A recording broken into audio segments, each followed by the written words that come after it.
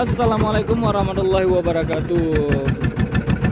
Alhamdulillah di pagi ini berjumpa lagi. Ini merupakan hari yang ketiga kita mancing ke tempat apung. Let's go. Hari ketiga kita mancing ke tempat apung. Ini baru berangkat.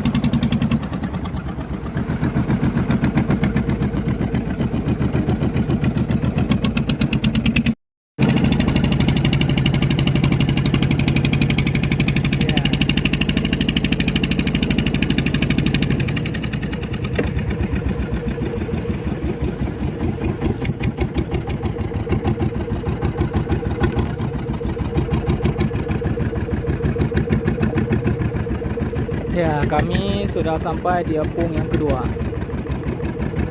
Di apung inilah kami nanti bermancing. Ya, guys. Sampai guys.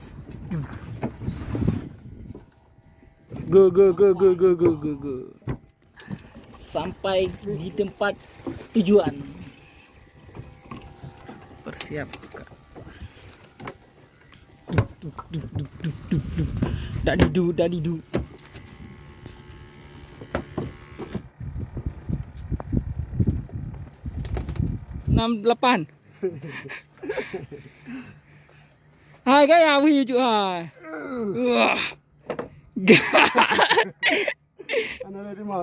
Ana le di mah. Oh, di mah mungkore jo. Ujung mata beli. Ujung kalau. Tengok berapa. Nak pun nak. Pu kibang kau. Kai dulu om minum ke? Salam.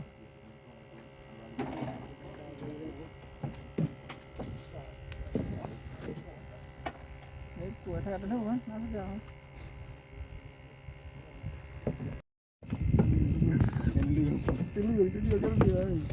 Kali orang ada lalu. Kalau jadi kau apa boleh. Apa ni ha? Ada ni you pat. Ada lu boleh lam. Lu, ani ke? Ni kubra ada yang kau dah.